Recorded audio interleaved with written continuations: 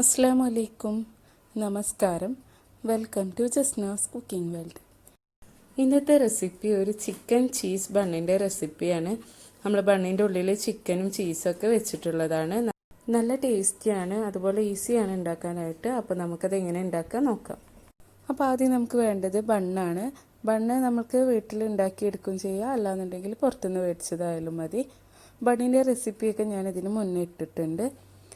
അപ്പോൾ ഈസി ആയിട്ട് നമുക്ക് ഓവൺ ഇല്ലാതെ തന്നെ ബണ്ണ് ഉണ്ടാക്കിയെടുക്കാം. വീട്ടിൽ ഓവണിലും ചെയ്യാം, ഓവൺ ഇല്ലാതെയും ചെയ്യാം. അപ്പോൾ ബണ്ണിൻ്റെ റെസിപ്പിയുടെ ലിങ്ക് ഞാൻ താഴെ ഡിസ്ക്രിപ്ഷൻ ബോക്സിൽ കൊടുക്കാം. വീട്ടിലുണ്ടാക്കിയ ബണ്ണ് വേണമെന്നൊന്നുമില്ല, കടയിൽ നിന്ന് മേടിച്ചാലും മതി. ഞാനിപ്പോൾ കുറച്ച് വലുതായിട്ടുള്ള ബണ്ണ് ഉണ്ടാക്കാൻ വേണ്ടിയിട്ടാണ് വീട്ടിൽ തന്നെ ഉണ്ടാക്കിയെടുത്തത്.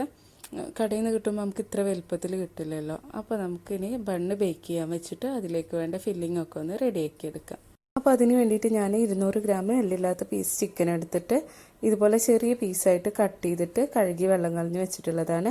അതിലേക്ക് ഒരു 4 വെളുത്തുള്ളി, ഒരു പച്ചമുളക്, ഇത് രണ്ടും കൂടെ നന്നായിട്ട് അരച്ചത് ഇട്ട് കൊടുത്തിട്ടുണ്ട്. പിന്നെ ഒരു മുട്ട പൊട്ടിച്ചൊഴിച്ചിട്ടുണ്ട്.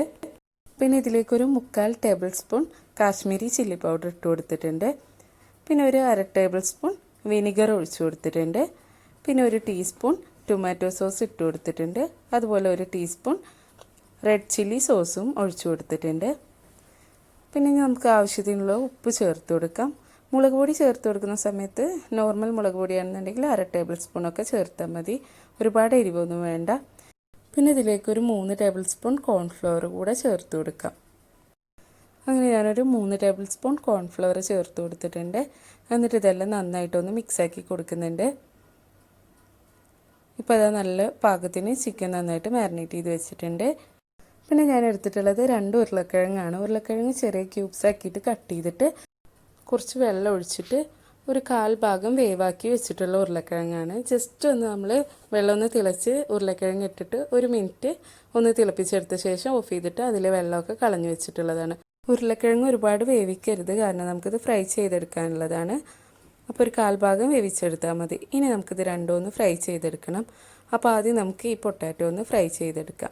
അതിന് വേണ്ടിയിട്ട് ഞാനൊരു പാൻ ചൂടാക്കിയിട്ട് അതിലേക്ക് കുറച്ച് സൺഫ്ലവർ ഓയിൽ ഒഴിച്ചു കൊടുത്തിട്ടുണ്ട്.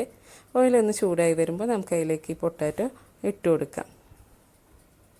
അപ്പോൾ നമ്മൾ റെഡിയാക്കി വെച്ച ഉരുളക്കിഴങ്ങിൽ നിന്ന് പകുതിയാണ് ആദ്യം ചേർത്ത് കൊടുക്കുന്നത്. അതൊന്ന് ഫ്രൈ ചെയ്ത് മാറ്റിയിട്ട് നമുക്ക് ബാക്കിയുള്ളത് കൂടെ ഫ്രൈ ചെയ്തെടുക്കാം. അപ്പോൾ ഇത് പെട്ടെന്ന് തന്നെ ഫ്രൈ ആയി കിട്ടും.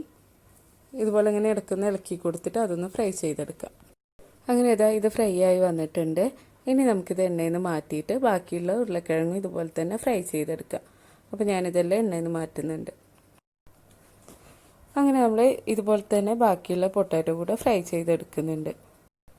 അങ്ങനെ എല്ലാ പൊട്ടാറ്റോ ഫ്രൈ ചെയ്തെടുത്തിട്ടുണ്ട്. നമ്മൾ ബാക്കി ഉണ്ടായിരുന്ന പൊട്ടാറ്റോ ഇതുപോലെ തന്നെ ഫ്രൈ ചെയ്തെടുത്തിട്ടുണ്ട്. ഇനി ഇതെല്ലാം എണ്ണയിൽ നിന്ന് മാറ്റിയിട്ട് നമുക്കിതിലേക്ക് ചിക്കൻ ഇട്ടിട്ട് ഫ്രൈ ചെയ്തെടുക്കാം. അങ്ങനെ ഈ എണ്ണയിലേക്ക് ഞാൻ എല്ലാ ചിക്കനും ഇട്ടിട്ട് ഫ്രൈ ചെയ്തെടുക്കുന്നുണ്ട്. ഇപ്പോൾ ഒരു സൈഡ് ഒന്ന് ഫ്രൈ ആയി വന്നിട്ടുണ്ട്. ഞാനിത് തിരിച്ചിട്ട് കൊടുത്തിട്ടുണ്ട്. അങ്ങനെ ഇപ്പോൾ ഏകദേശം 2 സൈഡും നന്നായിട്ട് ഫ്രൈ ആയി കിട്ടിയിട്ടുണ്ട്. ഒരു സൈഡ് ഇതുപോലെ ഒന്ന് മുരിഞ്ഞ് വരുമ്പോൾ ഇതൊന്ന് തിരിച്ചിട്ട് കൊടുത്തിട്ടുണ്ടായിരുന്നു. ഇപ്പോൾ 2 സൈഡും നന്നായിട്ട് ഫ്രൈ ആയിട്ട് വന്നിട്ടുണ്ട്. ഇനി നമുക്കിത് എണ്ണയിൽ നിന്ന് മാറ്റാം. അങ്ങനെ നമ്മുടെ ചിക്കൻ ഫ്രൈ റെഡി ആയിട്ടുണ്ട്. ഇനി നമുക്ക് കുറച്ച് മയോണൈസ് ഒന്ന് റെഡിയാക്കി എടുക്കാം. അതിന് വേണ്ടിയിട്ട് ഞാനൊരു മിക്സിയുടെ ജാറിലേക്ക് ഒരു മുട്ടയുടെ വെള്ളം ഇട്ട് കൊടുത്തിട്ടുണ്ട്. എഗ് യോക്ക് വേണ്ട, എഗ് വൈറ്റ് മാത്രം മതി. അതിലേക്ക് ഒരു 2 വെളുത്തുള്ളി ഒന്ന് കട്ട് ചെയ്തിട്ടിട്ടുണ്ട്. പിന്നെ ഒരു ടീസ്പൂൺ വിനിഗർ ഒഴിച്ചു കൊടുത്തിട്ടുണ്ട്. പിന്നെ ആവശ്യത്തിനുള്ള ഉപ്പ് ഇട്ടിട്ടുണ്ട്. പിന്നെ ഒരു 1/2 ടീസ്പൂൺ പഞ്ചസാര കൂടെ ചേർത്തിട്ടുണ്ട്. ഇനി ഇതെല്ലാം നന്നായിട്ടൊന്ന് അരച്ചെടുക്കാം. അപ്പോൾ നന്നായിട്ട് അരച്ചെടുത്തിട്ടുണ്ട്.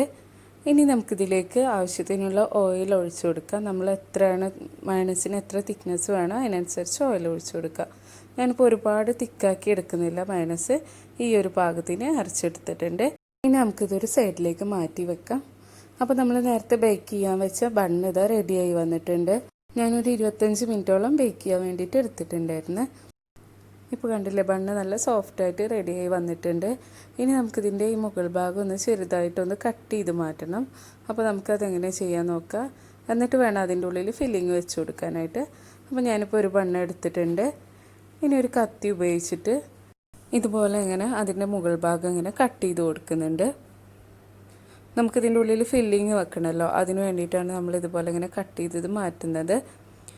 എന്നിട്ട് അതിൻ്റെ ഉൾഭാഗത്തു നിന്ന് നമുക്ക് കുറച്ചെടുത്ത് മാറ്റാം.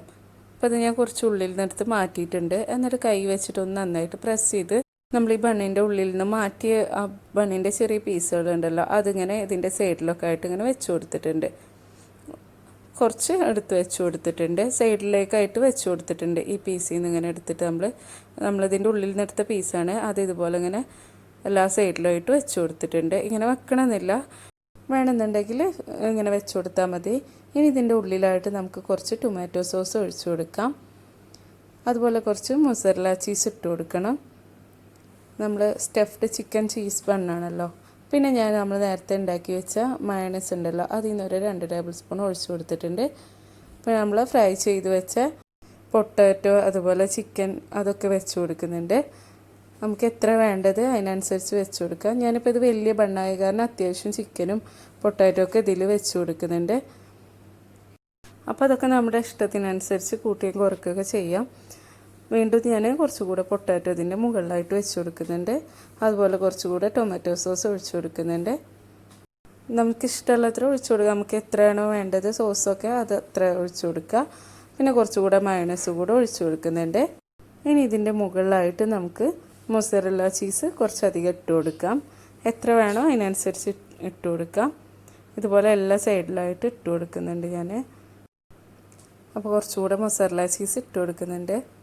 അങ്ങനെ നമ്മൾ ബണ്ണിൻ്റെ ഉള്ളിലെല്ലാം സ്റ്റഫ് ചെയ്തിട്ടുണ്ട്. അപ്പോൾ ഇനി നമുക്കിത് ബേക്ക് ചെയ്തെടുക്കാനുള്ളൂ. നമ്മളെല്ലാം ഫില്ലിങ്ങൊക്കെ വെച്ചിട്ടുണ്ട്. അപ്പോൾ ഇതുപോലെ തന്നെ ഞാൻ ബാക്കിയുള്ളത് കൂടെ ചെയ്യുന്നുണ്ട്. അപ്പോൾ ഈ സമയം കൊണ്ട് ഞാനൊരു 10 മിനിറ്റ് ഓവണൊന്ന് പ്രീ ഹീറ്റ് ചെയ്ത് വെച്ചിട്ടുണ്ട്. അപ്പോൾ ഓവൺ ഞാനൊരു 180 ഡിഗ്രിയിൽ 10 മിനിറ്റാണ് പ്രീ ഹീറ്റ് ചെയ്യാൻ വെച്ചിട്ടുണ്ടായിരുന്നത്. അങ്ങനെ ഞാൻ 3 ബണ്ണിൻ്റെ ഉള്ളിലും നമ്മുടെ ഫില്ലിങ്ങൊക്കെ വെച്ച് കൊടുത്തിട്ടുണ്ട്. ഇനി നമുക്കിതിൻ്റെ ഈ മുകൾ ഭാഗത്തുള്ള ചീസൊക്കെ ഒന്ന് മെൽറ്റാക്കി എടുത്താൽ മതി. അപ്പോൾ ഞാനിതൊരു 5 മിനിറ്റ് ഓവണിൽ വെച്ചിട്ടൊന്ന് ബേക്ക് ചെയ്തെടുക്കുന്നുണ്ട്. ആ ചീസൊന്ന് മെൽറ്റാവാൻ വേണ്ടിയിട്ടാണ് വെക്കുന്നത്. ഓവണില്ലാന്നുണ്ടെങ്കിൽ നമ്മൾ കേക്കൊക്കെ ബേക്ക് ചെയ്തെടുക്കില്ല ഗ്യാസിൽ, അതുപോലെ ബേക്ക് ചെയ്തെടുത്താൽ മതി ഗ്യാസിൽ ചെയ്യുകയാണെന്നുണ്ടെങ്കിൽ. അങ്ങനെ നമ്മുടെ ബണ്ണ് ഇതാ റെഡിയായി വന്നിട്ടുണ്ട്. മേൽഭാഗത്തുള്ള ചീസൊക്കെ ഇതാ നന്നായിട്ട് മെൽറ്റായി വന്നിട്ടുണ്ട്.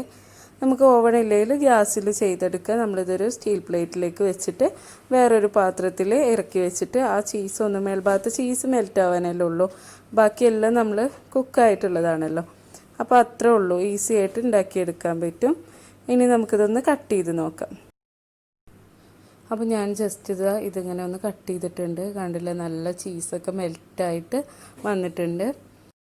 അപ്പോൾ എല്ലാവരും ഒന്ന് ട്രൈ ചെയ്ത് നോക്കുക. ഈസിയാണ് ഉണ്ടാക്കാൻ, അധികം പണിയൊന്നുമില്ല.